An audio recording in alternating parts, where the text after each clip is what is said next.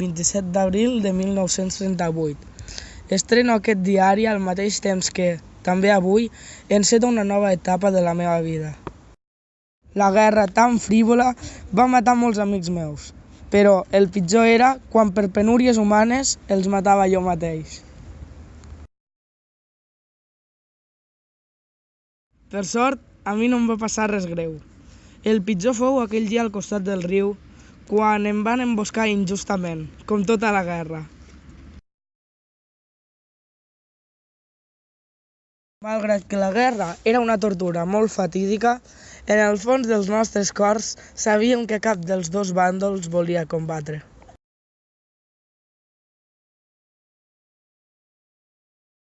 El pitjor de la guerra no era veure i matar gent. Els pitjors moments eren aquells quan, amb enyorança, pensaves en ells, la meva família.